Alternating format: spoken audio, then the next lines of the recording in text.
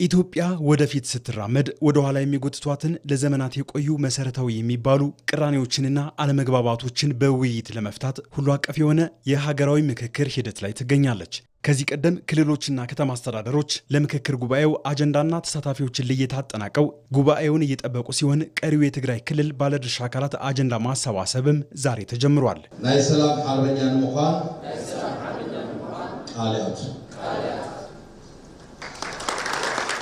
በዚሁ መድረክ ንግግር ያደረጉት የሀገራዊ ምክክር ዋና ኮሚሽነር ፕሮፌሰር መስፍን አርአያ በተለያየ ጊዜ የተፈጠሩ አለመተማመኖችንና ቅራኔዎችን በማስወገድ ለሀገር የሚበጅ የጸና ሰላምን ለመገንባት ትግራይን ጨምሮ ሁሉም ወገን በእኩልነት የሚሳተፍበት ምክክር ዋነኛው መፍትሄ መሆኑን ነው የገለጹት። በዚህ ሂደት የትግራይ ክልል መካተቱና መሳተፉ ለሀገራዊ ሰላማችንና ለወደፊት አብሮነታችን የላቀ ፋይዳ አለው።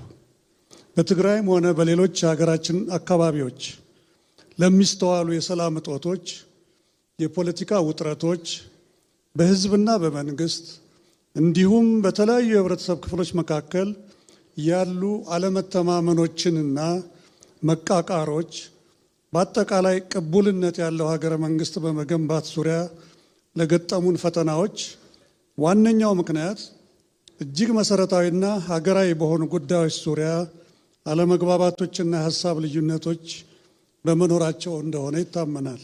የሀገራዊ ምክክሩ ከዚህ ቀደም የነበሩ ፈተናዎችን የምናልፍበት መንገዳችን መሆኑን ነው ኮሚሽነሩ የተናገሩት። የዛሬ ምክክር ለጠንካራ ሀገረ መንግስት ግንባታ መሰረትነቱን በመጥቀስ የሚነሱ ሀሳቦች ዋጋ እንዳላቸውም አብራርተዋል። ኮሚሽኑ ይህንን ሂደት የሚያስተባብረው በገለልተኝነት በአካታችነትና በታማኝነት መሆኑን በድጋሚ ላረጋግጥላችሁ እወዳለሁ። የዚህ መድረክ ተሳታፊዎች ሀሳብ፣ ስጋትና ተስፋ ለሀገራዊ ምክክሩ ስኬት ፋይዳው ከፍ ያለ ነው። በተደጋጋሚ እንደገለጽነው ያለ ትግራይ ተሳትፎና ተካታችነት የምክክር ሂደቱ ግቡን ሊመታ አይችልም። በመሆኑም እያንዳንዱ የምታነሱት አጀንዳ በጥንቃቄ ተመዝግቦና እስካሁን ከተሰበሰቡ ሌሎች አጀንዳዎች ጋር ተካቶ የሀገራዊ ምክክር አጀንዳ አካል ሆኖ ይቀረጻል። ዛሬ በተጀመረው የአጀንዳ ማሰባሰብ ውይይት ትግራይን የሚወክሉ ባለድርሻ አካላት እየተሳተፉ ሲሆን አሁንም የቀሩ አጀንዳዎች ካሉ ኮሚሽኑ በየትኛውም ጊዜ ለመቀበል ዝግጁ መሆኑን ዋና ኮሚሽነሩ ፕሮፌሰር መስፍን አርአያ አጽንኦት ሰጥተውበታል። በኮሚሽኑ የአሰራር ስርዓት መሰረት ይህ መድረክ መከናወን የነበረበት በትግራይ ክልል ነው። ይህንንም እውን ለማድረግ የኢትዮጵያ ሀገራዊ ምክክር ኮሚሽን በርካታ ጥረቶችን አድርጓል። የሚመለከታቸውን ባለድርሻ አካላት የተሳተፉባቸው ከ22 በላይ ውይይቶችን በመቀሌና በአዲስ አበባ አድርጓል። በእነዚህ ውይይቶች ከጊዜ ወደ ጊዜ የተሻሻሉ ጉዳዮች ቢኖሩም በትግራይ ክልል የተሳታፊ ልየታና አጀንዳ ማሰባሰብ ስራን ለማከናወን አስቻይ ሁኔታ አልተፈጠረም። በቀጣይ በዚህ መድረክ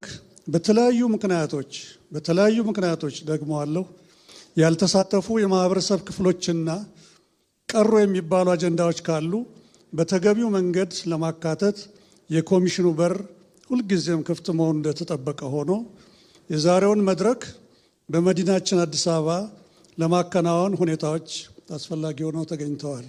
ዛሬ የተጀመረው የትግራይ ክልል የምክክር ሂደት የምክክር አጀንዳዎችንና ለዋናው የሀገራዊ ምክክር ጉባኤ የተሳታፊ ልየታ የሚደረግበት ሲሆን ለ3 ቀናት ይቆያል።